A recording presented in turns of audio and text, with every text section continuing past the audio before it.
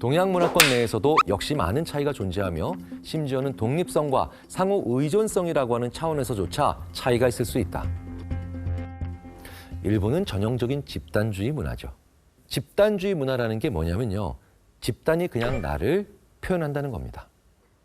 그래서 일본인들은 자기가 일하던 회사가 망하거나 혹은 자기의 나라가 전쟁에서 지면 갑자기 자살을 하거나 할복을 하는 경우를 우리가 종종 볼 수 있죠. 그런데 이런 장면을 한국 분들이 보면 좀 의아해한다는 거예요. 애국심과 애사심과는 별개의 문제라는 거예요. 나라가 전쟁에서 진다는 건 당연히 땅을 치고 속상해하고 슬퍼할 일이지만 그렇게 자기를 쉽게 소멸시키는 걸 보고 이런 얘기를 할 수 있다는 겁니다. 아니 왜 저렇게 오버를 하지? 저 사람은 가족도 없어? 회사도 안 다녀? 친구도 없어? 무슨 얘기일까요? 너는 나라가 망했어도 너와 관계를 맺고 있는 수많은 사람들을 위해서 아직도 해야 할 일이 많다는 거예요. 그런데 어떻게 무책임하게 그렇게 쉽게 자아를 소멸시키냐는 거죠. 그런데 일본에서는 이럴 때 자기를 소멸시키는 게 오히려 더 대의를 위하거나 아니면 깨끗하다라고 생각하는 경향이 있다는 겁니다. 일본의 집단주의와 한국의 관계주의의 차이를 보여주는 대목입니다. 그래서 되게 재밌는 건 한국 사람들을 볼 때 일본 사람들은 굉장히 능수능란하며 종잡을 수 없는 사람이고 한국인의 관점으로 일본 사람들 보면 성실해 보이지만 어떻게 보면 맹목적으로 보이기 쉽다는 거예요. 굉장히 다른 문화입니다. 그런데 재밌는 건 산업사회 시대에서의 일본의 집단주의는 성장의 동력이 됩니다. 한 목소리를 가기 쉬우니까요. 그런데 이렇게 다변화된 사회, 산업사회를 넘어서 소위 말하는 정보화 사회, 굉장히 다양한 생각들이 공존해야 되는 사회에서는 오히려 한국이 더 유리해지게 된 게 아니겠는가라고 연구자들은 생각합니다. 관계주의는 우리라고 하잖아요. 우리라고 하는 게 정말 독특한 겁니다.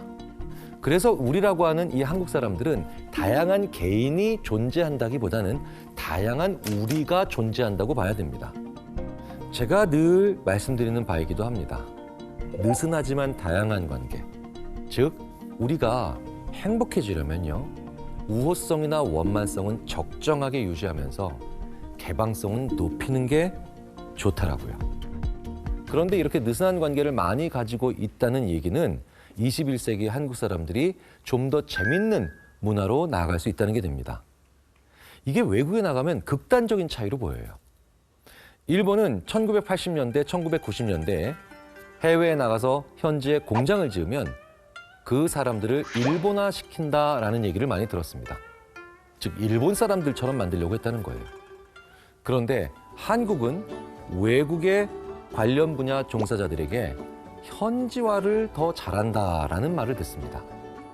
즉, 한국의 기업은 그 나라에 가서 공장을 만들면 계속해서 그 나라 사람들과 친해지려고 하고요. 그리고 그 나라 사람들과 관계를 맺으려고 한다는 거예요.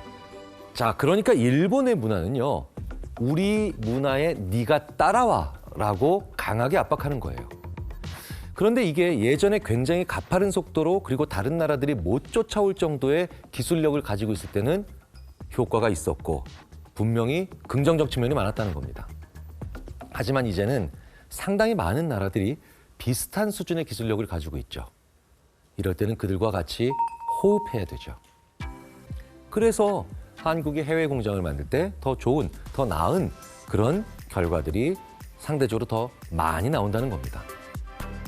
일본의 집단주의와 한국의 관계주의는 완전히 다른 문화라는 게 이젠 연구자들 사이에서 이견 없이 받아들이는 사실입니다. 이렇게 우리가 하나로 묶었던 문화권 내에서도 큰 차이들이 얼마든지 있다는 걸 알아내고 있는 그런 출발점들이 있다는 거죠. 여기서 서양과 동양이 다시 재편되기 시작합니다. 우리가 그저 동양과 서양으로 이렇게 이분법적으로 구분을 했지만 사실 잘 보면 서양 내부에서의 차이 혹은 동양 내부에서의 차이가 더 크고 전혀 다른 방식으로 동양의 일부, 서양의 일부가 묶여질 수도 있다는 겁니다.